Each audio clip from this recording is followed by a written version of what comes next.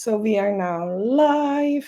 Let's see. Yes, it's 4 o'clock on Monday, 4 o'clock of Central European time on Monday. Welcome everybody to our Talk with Mirka live show. I have a very special guest here today with me.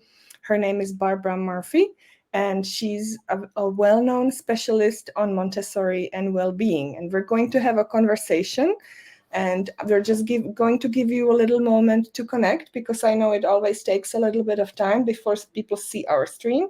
So while, yes, we are streaming. Yes, great. I always like to check to make sure that we actually are streaming, and we are streaming. So I'm sure some people are going to join us in just a moment. So in the meantime, how's the weather where you are? That's a nice icebreaker. I don't want to brag because I live in Miami, but the weather is generally beautiful here, and we're still dealing with, some warm weather. The sun is out, and actually it rained earlier in the morning. And when I was driving my children to school, they saw two rainbows, one next to the other, which is a rare thing, I think. So That's beautiful. it was Yes. wonderful. Just a Yeah, nice that's greeting very Monday morning. Yes. So I see people are joining. Welcome, everybody. Please let us know in chat under this video, under the stream, where are you joining us from? We're very happy. I can see that this is Tina from Lima is watching. Hello, Tina. I see it here on my phone. So you can just write in chat and say hello so that Barbara can see whoever is here with us as well. I will share with her on screen. And again, I would like to introduce Barbara, because you all just arrived here. This is Barbara Murphy. She's a colleague and a friend and a student of mine, and her expertise. Okay, so there's Kremena has just joined from Bulgaria. Hello, Kremena. It's so nice to see you. Hello, hello. Barbara is in Miami, as she just shared, and she's an expert on Montessori and well-being. Now imagine Montessori and well-being. Isn't that an interesting topic? And Barbara and I were just talking, because I think you can hear it on my voice. I've been a little bit ill for the past 3 days, and it's been a struggle. I hate being in bed. I was forced to just sleep for 2 days, and I feel guilty. I feel like I have so many things to do outside in my garden, and I don't know if those of you who are watching can resonate, but it's so hard for me to accept that I just need to sleep. My body needs to sleep. I try to sneak in a little reading, and it's so tiring. And it's so the opening question, and hello to Cindy Sive to South Africa. It's so nice to see you. Cindy Sive always comes for our lives, and that's so nice. Thank you for Yes. So Barbara, the opening question is a tough one. Okay.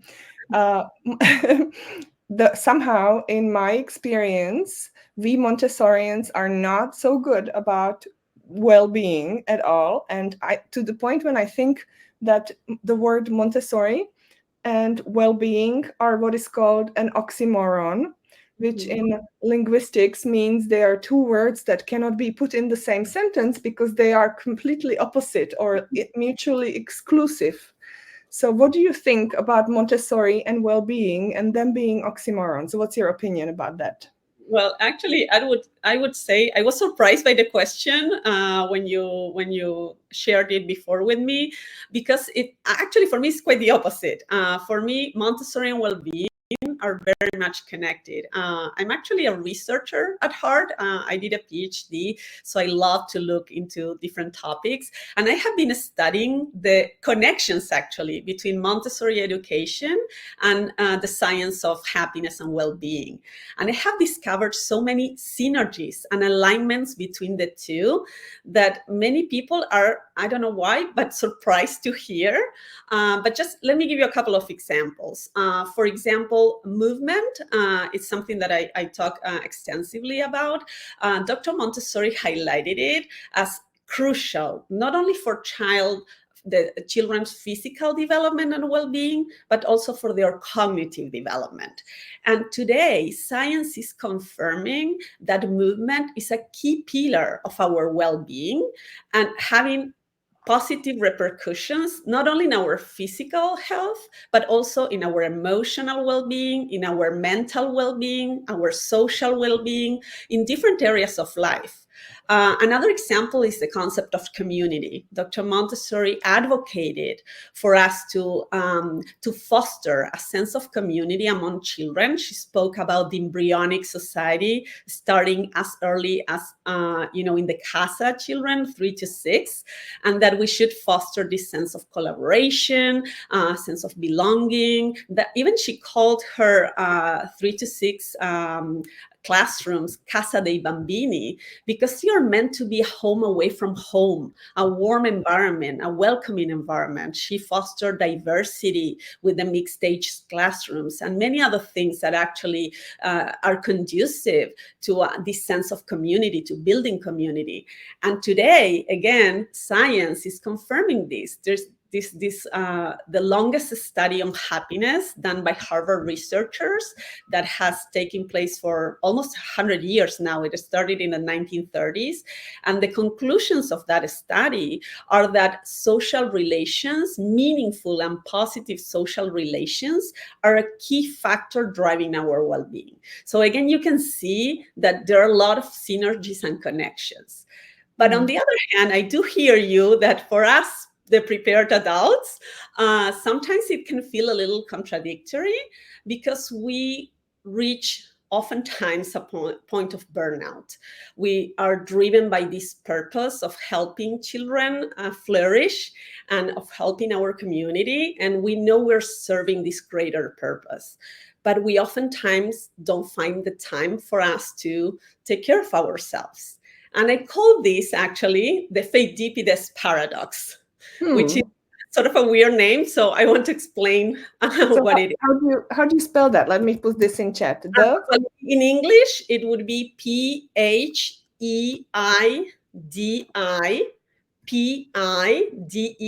It's a sort of a, but let me tell you the story so maybe people can also research about that. So in the year 490 before Christ, the Greek had won the Battle of Marathon against the Persians. So they sent a messenger named Pheidippides to Athens to announce the victory to the people of Athens. And this is actually what inspired later on in the modern Olympic Games, the race of marathon that is very well known today. So they sent this messenger, and he went with all this, excitement of the victory and his mission and purpose, and he ran without stopping, with all the energy to Athens. He arrived to Athens, shouted Nike, which is essentially victory in Greek. And the interesting thing is that he was successful in his mission. But after he shouted victory, and this is sometimes called a legend, but it's still, and many think it happened, he collapsed out of exhaustion and died. That's right. So my question is, what happened to Pheidippides? You may say, well, his journey was humanly impossible. You cannot run 26 miles or 40 kilometers without, collapsing out of exhaustion. Or he wasn't trained to do that. But actually, he was a messenger. So he was trained to run from city to city, walk or run from city to city to send messages from one place to the other. And before the Battle of Marathon, he had run from Athens to Sparta to ask for help for the battle. And that run or walk was 150 miles, so it was much greater than the one that he did on that day.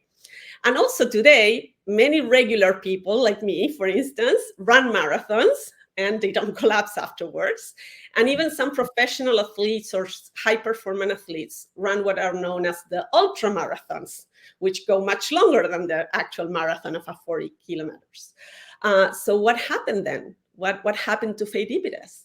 Well, my theory is that what happened to him is that in the urgency, in the excitement of that race he did to announce the victory of the battle, he forgot to take care of his needs.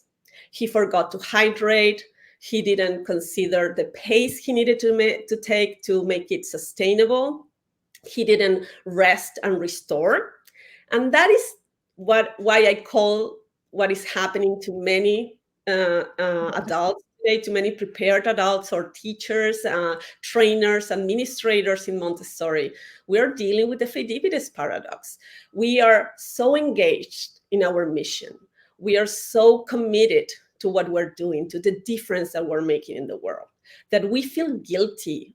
We don't give time, or we don't give, the mental space to our own self-care.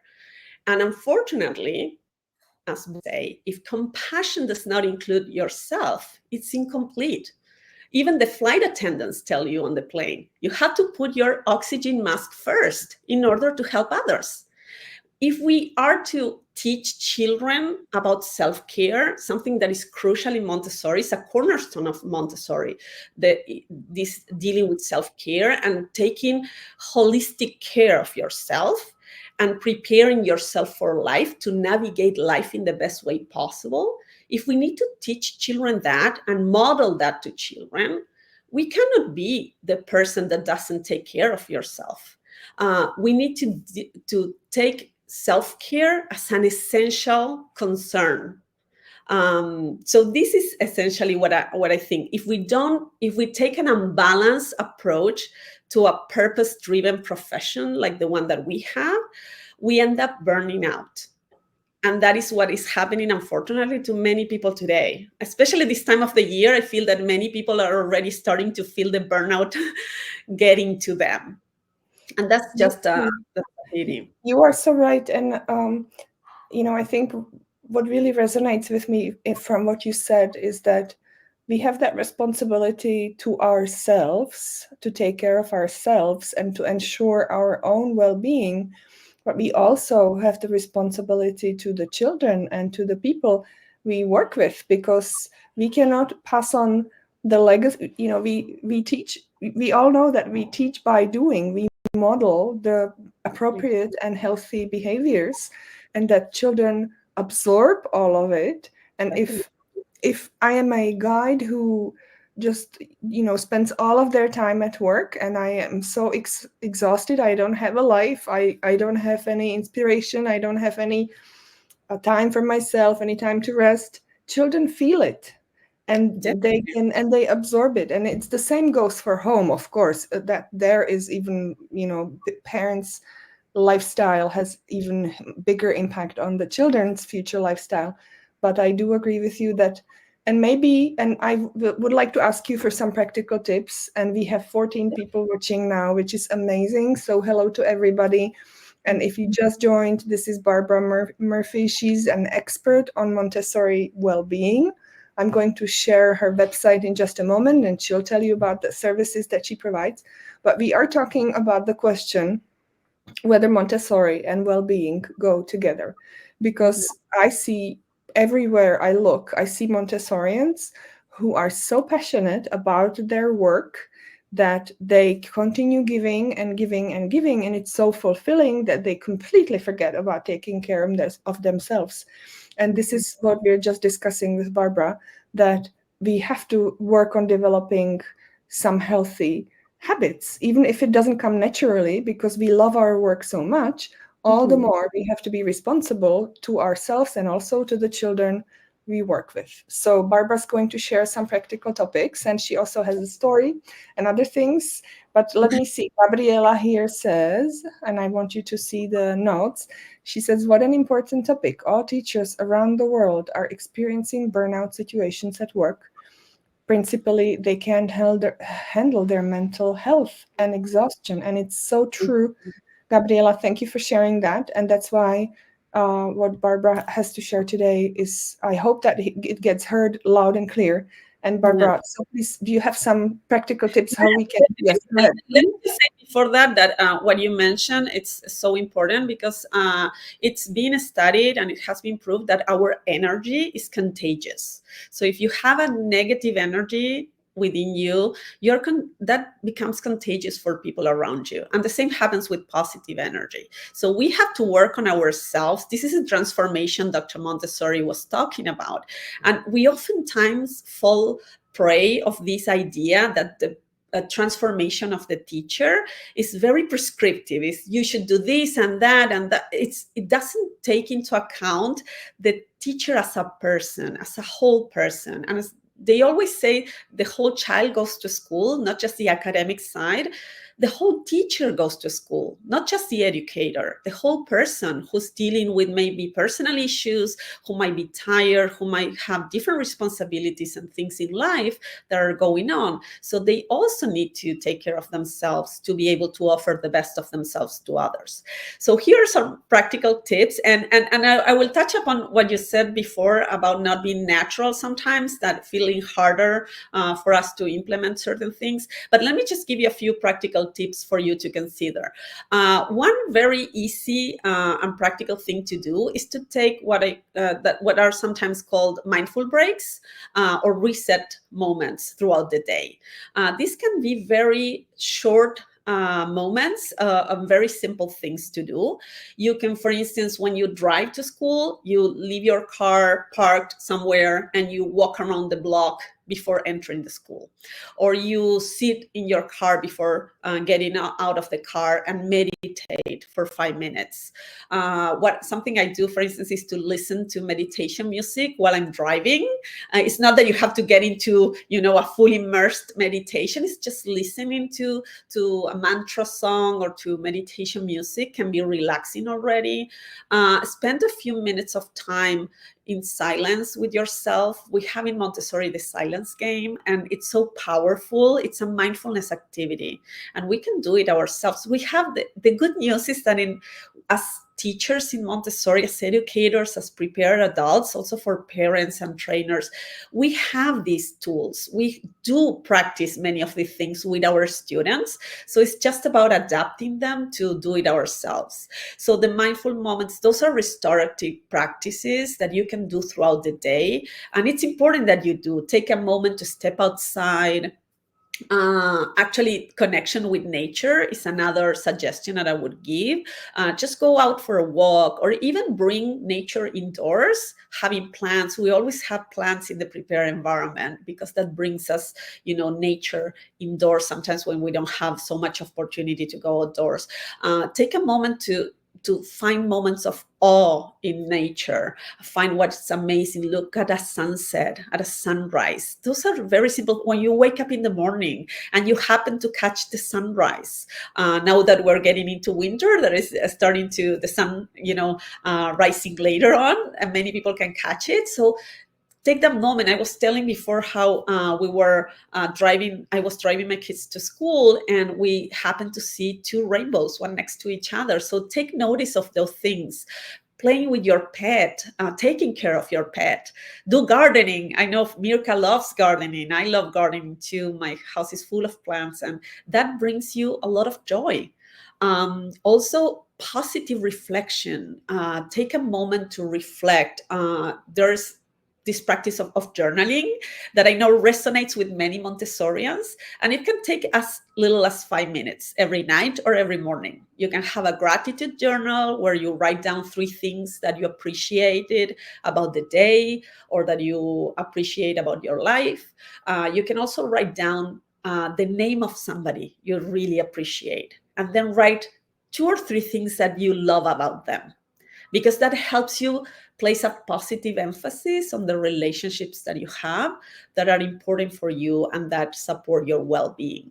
You can also write what would a beautiful or great day for you be like, so that you always drive emphasis to the positive. It's about taking out our brain from rumination or this dwelling on negative thoughts and make it have the habit of focusing on the positive. So this positive reflection can help a lot.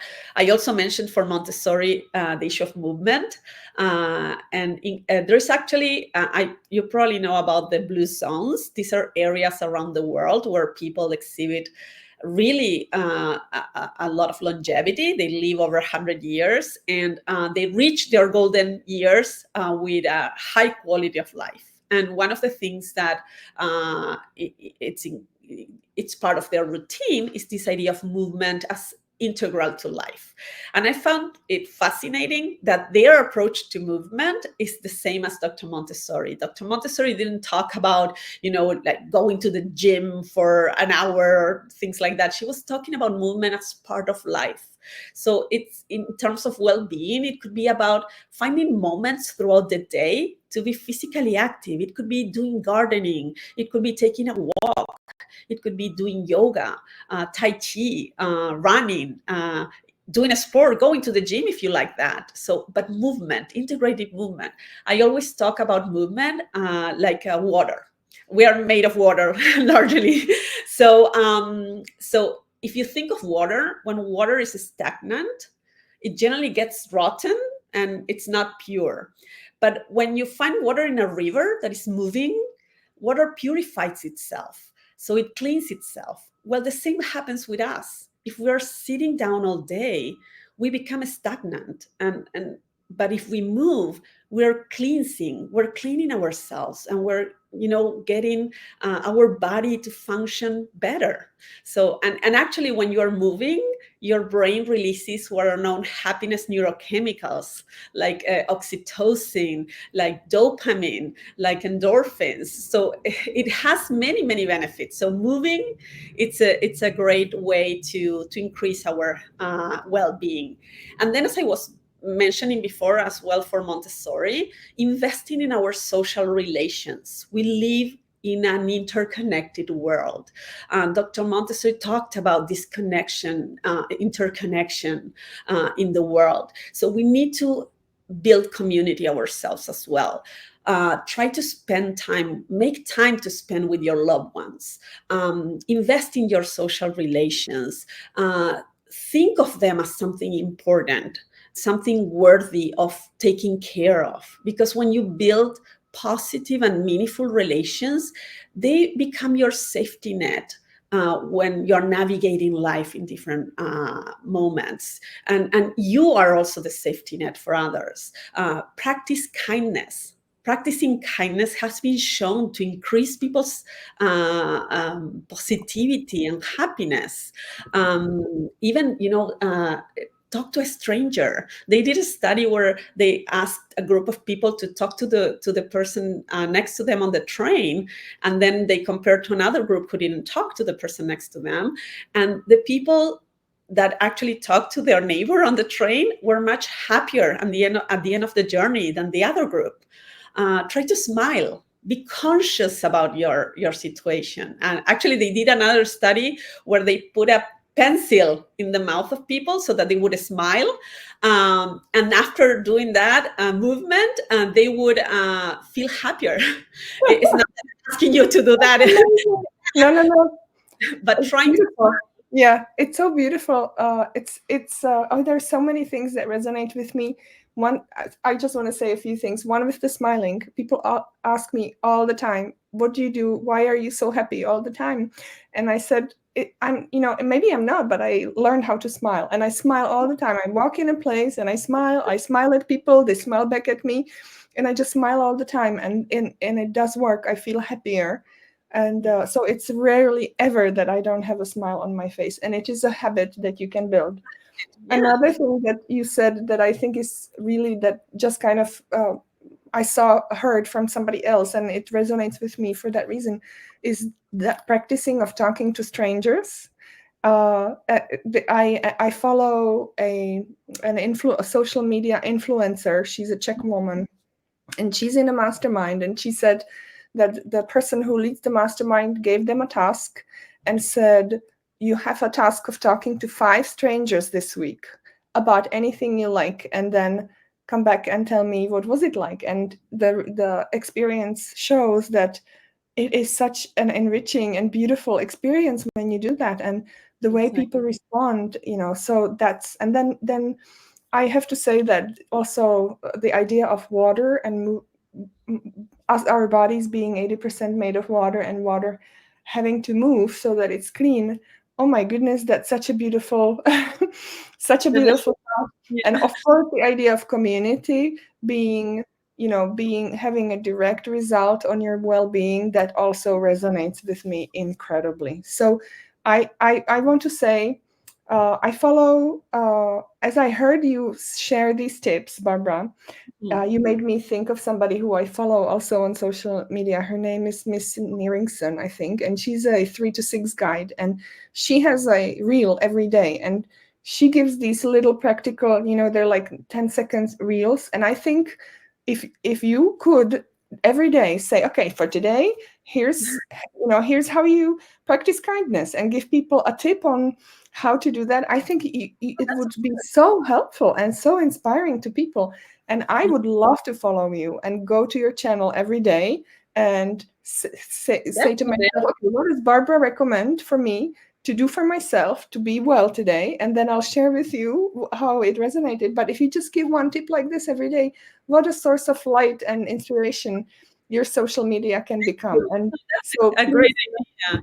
Yeah, I'm doing sort of that, certain things of that. I do have some posts, and I try to create like a theme for the month. So for instance, last month I did resilience and adaptability. So I was sharing tips to increase resilience. This month here in the US, it's Thanksgiving month. And we also have many other parts of the world that are celebrating similar traditions. So I'm focusing on gratitude, for instance, and the power of gratitude to increase your well-being. But I will definitely take your advice and share more. Short video every day. You don't have to do like just static, but a very short video. And I tell you, people are gonna love that, because all you need is like in the morning a very simple idea and a thought, and then you take it with you and you think, okay. I also loved your idea of actually, because I drive to my work every day about an hour and a half, and when I get out of the car, I go directly to my office and I feel terrible. And just the idea of, why don't you just walk around the block every day? I never thought of that. So thank you for sharing. Sensorial. Yes, in England they had the run around the block for children to increase their fitness and physical activity, level of physical activity. But this idea also, when you're walking outdoors, you can take it as a sensorial experience, and we know a lot about that in Montessori, and the importance of the senses to ground yourself. And the senses are actually used in mindfulness practice to ground ourselves in the present moment. If you take notice of the birds that you see in a tree or things like that, it's just refreshing for us. I agree. And I would be so happy, because if there's, if you share like this every day, a little tip, and then I know somebody who I know is down, and I know she loves birds, I can just forward and say, hey, listen, this is for you to make your day more beautiful. So people are already asking, where can we follow Barbara? And I've put your Instagram. Thank you. Yes, Montessori. Yeah. Please share about a little bit of what you offer. And we do have 2 more comments here. So we did run around the block every morning with our students. We called it Spark, to wake up the children and prepare them for learning. It was great. Absolutely. Tony Robbins is somebody who everybody knows. He's a life and business coach on a global scale. And he says movement and breath work, of course, but he, just move, just like run down the street and come back and notice the change in your energy and in your body. So this is what Barbara. Actually, they did a study in Japan comparing children that went to school walking or biking compared to those that went by car. And the ones that could move before starting their day at school, they showed an increased engagement in their activities in a school, and a much better sense of well-being throughout the day, and energy and everything. So it's really important to move. And but actually, one of the things that because the tips are really useful, and they do make sense, and you probably heard some of them or most of them, but the important thing is that you mentioned before is sometimes it's hard to incorporate the things in a systemic way, or in a way that they become habits. And this is something that I have studied also, and I discovered something that I think could be so useful for us, because we have a superpower or an advantage as Montessorians. We do have a certain skills that we have because of our training, because of having studied the Montessori theory, Montessori wisdom, I would say. And there are two particular skills that I think would be very useful for us to implement well-being in the best way possible for each of us. These are the skills of observation on the one hand and preparation of the environment on the other. So in the same way that we do with our students, with children, it's important to observe ourselves, to reconnect with the child, the inner child we have, and treat that inner child as we treat our students.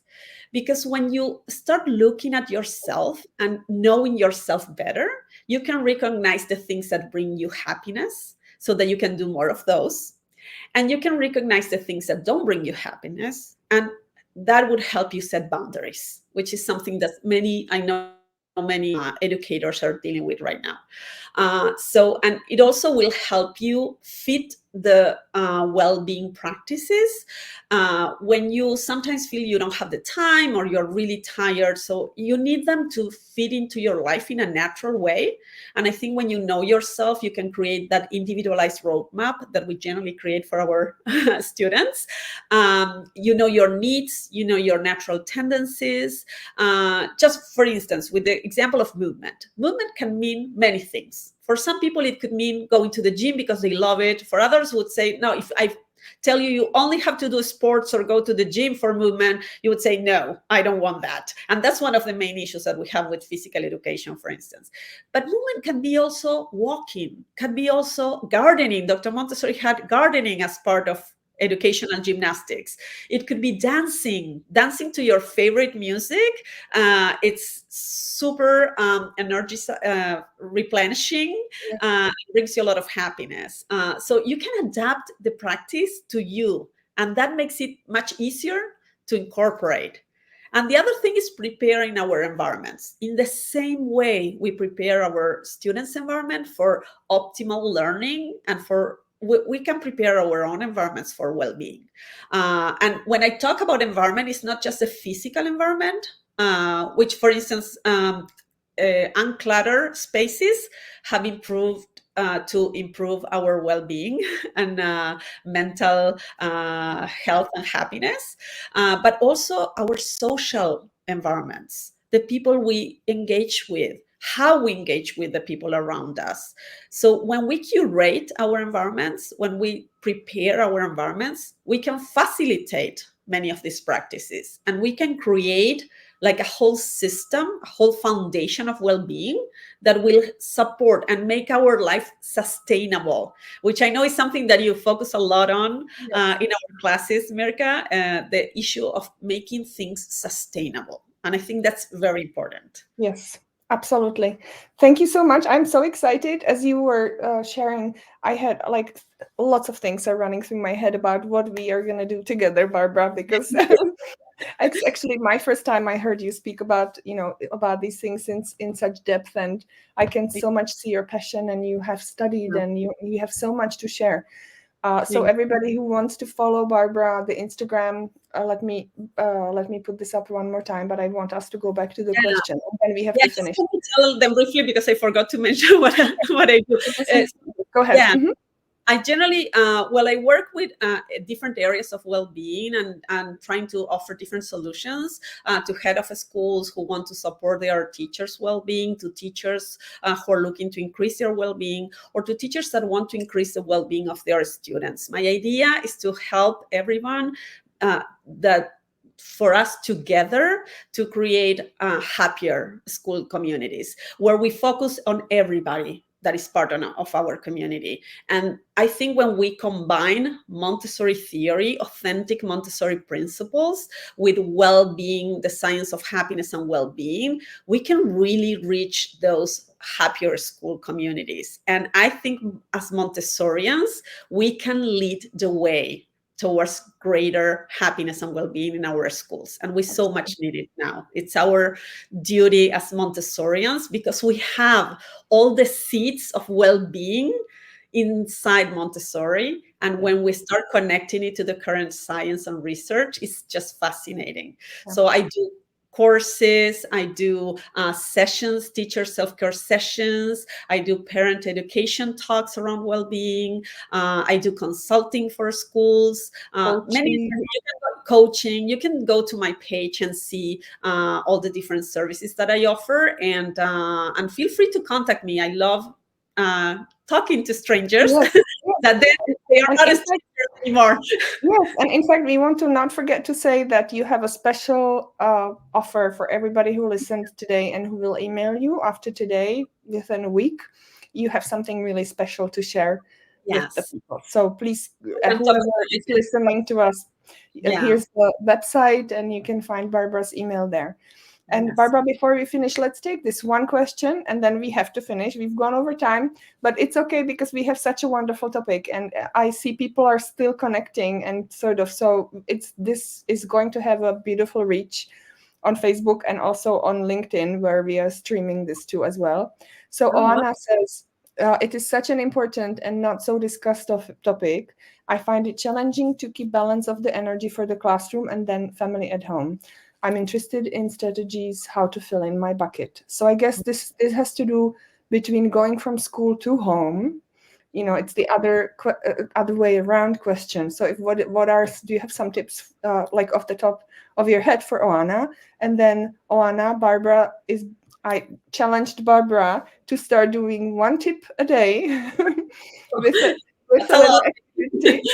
Just a short video, you know, just yeah, Yeah. just hi, this is me, and my tip for today is notice the birds on your way to the office and then share with me how you liked it, you know, as much as this, and then we'll all follow you. But please do share with Oana if you have some tips for her how Well, to. actually, it's interesting because I would say exactly the same thing as I said before, because in the end, we are a whole person. So the same strategies that will help you get, to a better well-being state apply whether you're in the classroom or at home. We need to create this foundation of well-being. So think about the different relations that you have, think about the moments that you have in both places, and see how you can create life harmony. It's not so much about work-life balance, it's about harmony in our lives. And Sandra's asking where are you, because I think she's where you are. So can you please share with her? I'm in Miami, Florida currently. I think So, she said she's in Miami as well. oh, Uh, wonderful. So let's yes, connect. maybe she can connect with you. Yes, cool. Yeah, Okay. please talk to me. Let's Thank you connect. so much, Barbara. This was amazing. I know this is not the last time you are here, and I know I'm already thinking some big things for us to do for the Montessori world. So let's obviously we'll be in touch because you're part of the Montessori MBA group, which is wonderful, and I'm so happy you came. And thank you so much. And everybody, you can, you know, if you have a question, you can still put the question in the chat under the video even later, because Barbara and I are going to watch it and we can put some answers there. And Yeah, now you know where you connect with Barbara. So definitely. thank Thank you you so so much, much. I Barbara. always say I Mhm. feel so lucky to have met you, and It's that you're part likewise. of me as a I feel Montessori. the same. And I Thank you, hope I can Barbara. help to everybody. Yes, thank you. So everybody, bye-bye, and we'll be here again next week on Monday at 4 p.m. I'll see you at Talk with Mirka with another wonderful guest. Thank you, Barbara, for coming. Thank you. Have a great week.